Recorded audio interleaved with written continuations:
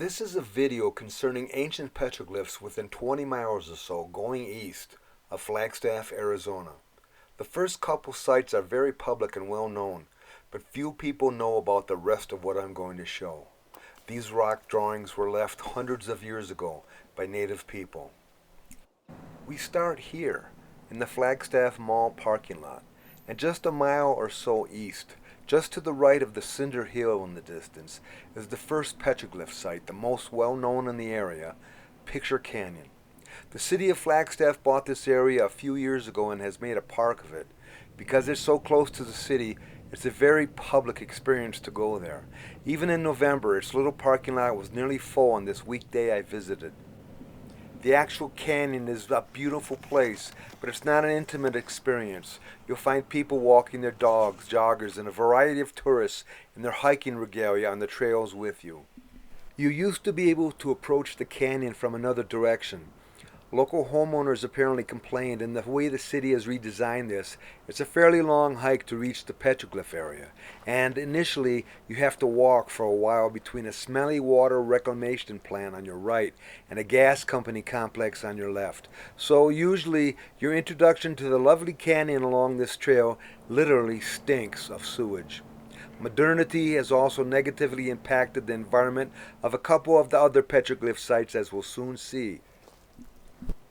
Try to forget that the creek that flows through the canyon is recycled water from the sewage plant. Better today this water than nothing, of course. A free map at the head of the trail marks where some of the petroglyphs are, including one of the most interesting, which appears to be a water bird of some sort. You can scramble in the rocks on either side of the creek in the canyon, and there are other petroglyphs throughout the area not noted on the map.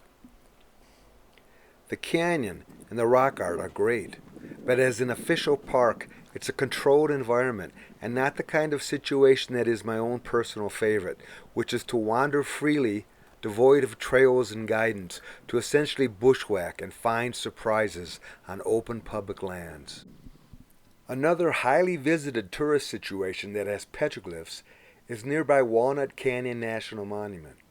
There are a number of petroglyph panels in this area, but unfortunately, modernity strikes this rock art in another way. The public isn't allowed to actually see any of them. Whether to protect the rock art from people or to protect the people from hazardous footing and the cliffs of the park, I don't know. Probably both.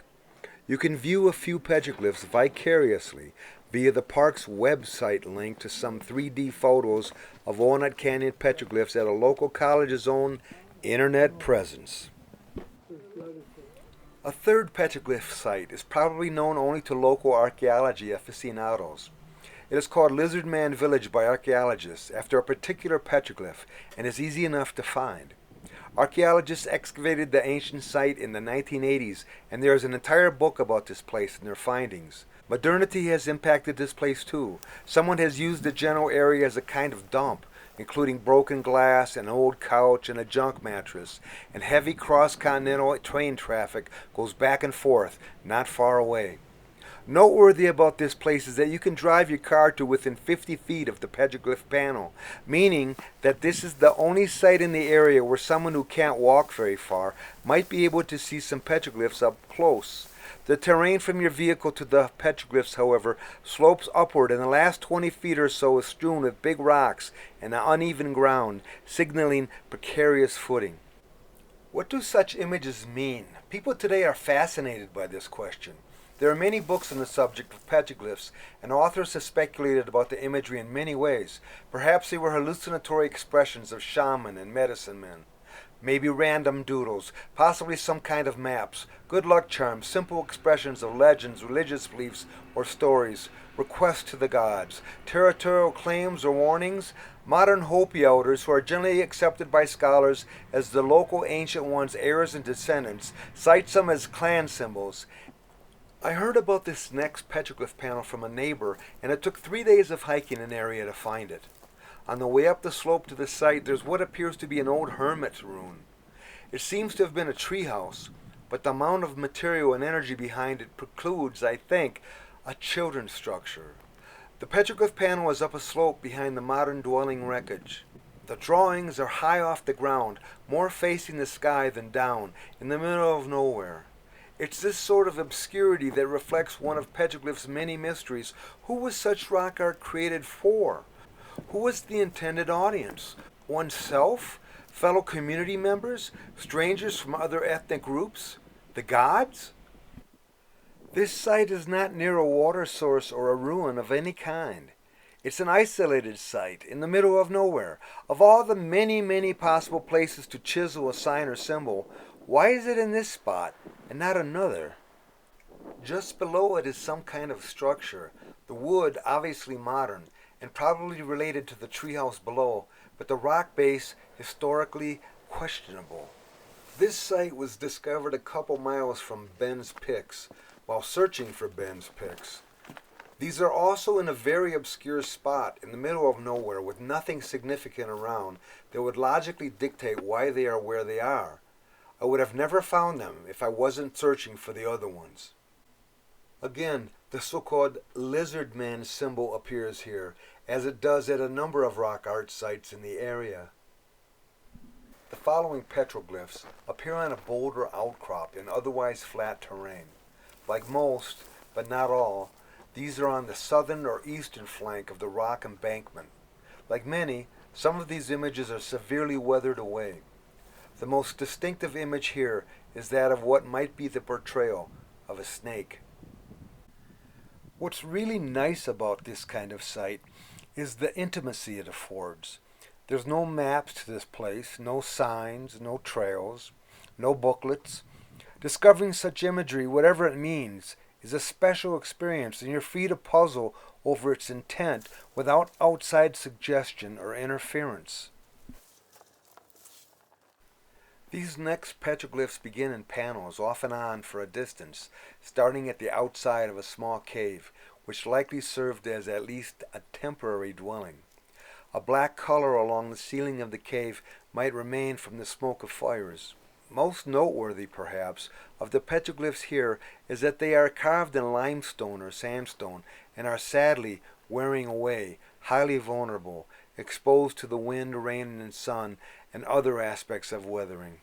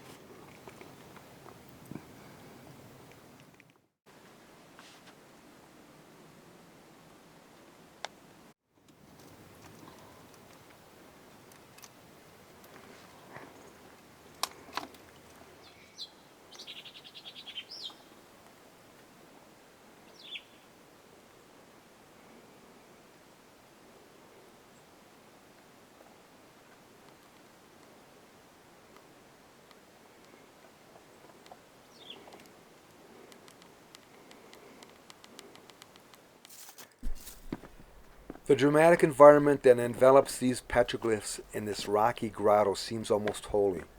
It's a natural cistern for water, a sacred substance for ancient people, especially in this area where water has always been relatively scarce. There are no perennial streams or rivers in the area. But why, of all possibilities, the images of feet? And part of the panel has an alternative right foot, left foot walking pattern going up the rock wall.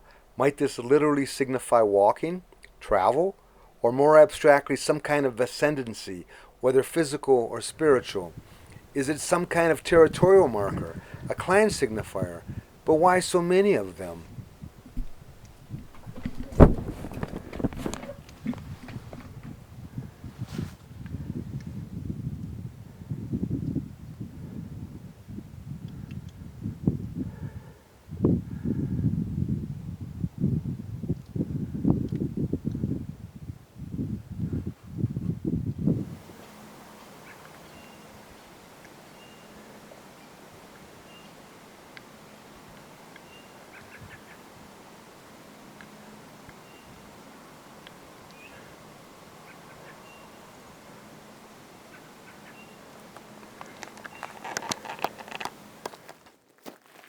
This petroglyph panel isn't especially noteworthy, at least in terms of quantity or uniqueness.